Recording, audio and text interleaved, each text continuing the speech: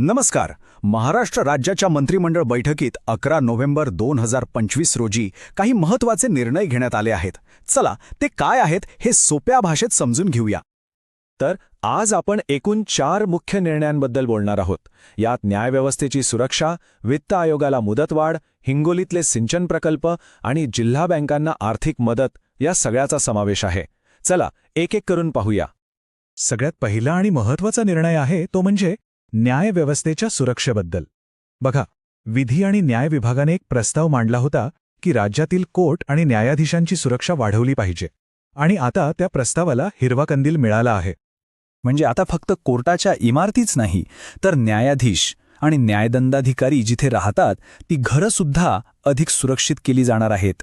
हा एक खूप मोठा आणि गरजेचा निर्णय आहे, नाही का?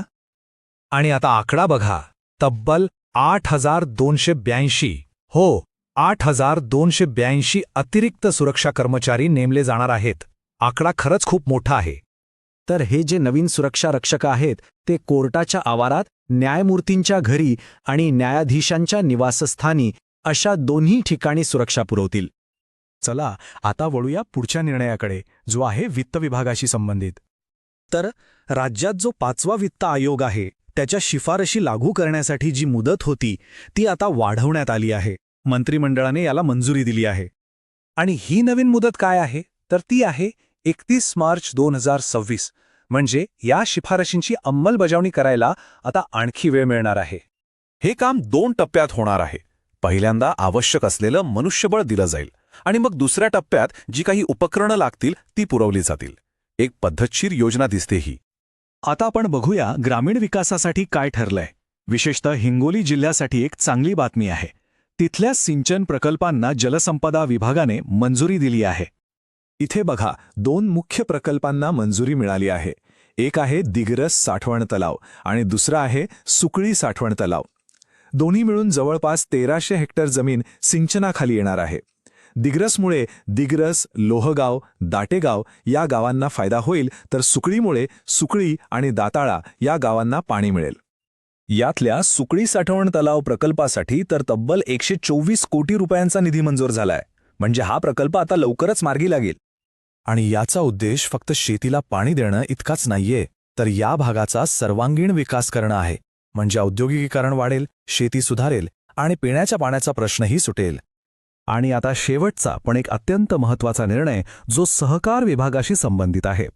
ग्रामीण भागाच्या अर्थव्यवस्थेसाठी हा निर्णय खूप महत्त्वाचा ठरू शकतो. आपल्याला माहीतच आहे की ग्रामीण भागात जिल्हा बँका किती महत्त्वाच्या आहेत. शेतकऱ्यांना कर्ज पुरवठा करण्यात त्यांची मोठी भूमिका असते. तर याच बँकांना आता आर्थिकदृष्ट्या आणखी मजबूत करण्याचा निर्णय सरकारने घेतला आहे. यासाठी सरकार तब्बल 827 कोटी रुपये या बँकांमध्ये भाग भांडवल म्हणून गुंतवणार आहे. सोप्या भाषेत सांगायचं तर सरकार या बँकांमध्ये थेट गुंतवणूक करून त्यांना ताकद देणार आहे, जेणेकरून त्या शेतकऱ्यांना आणि ग्रामीण भागाला अधिक कर्ज देऊ शकतील. हा पैसा 3 जिल्हा बँकांना मिळणार आहे. नाशिक जिल्हा बँकेला सर्वात जास्त म्हणजे 672 कोटी, नागपूर जिल्हा बँकेला 81 कोटी आणि धाराशिव जिल्हा बँकेला 74 कोटी रुपये मिळणार आहेत. नाशिकला मिळणारी रक्कम 2 वर्ष टप्प्याटप्प्याने दिली जाईल. तर हे होते मंत्रिमंडळ बैठकीतले 4 मोठे निर्णय. सुरक्षा, वित्त, सिंचन आणि सहकार. प्रत्येक निर्णय आपापल्या जागी खूप महत्त्वाचा आहे. पण प्रश्न हा येतो की या सगळ्या निर्णयांची अंमलबजावणी झाल्यावर राज्याच्या विकासाला खरंच एक नवी गती मिळेल का? यावर विचार करायला हरकत नाही.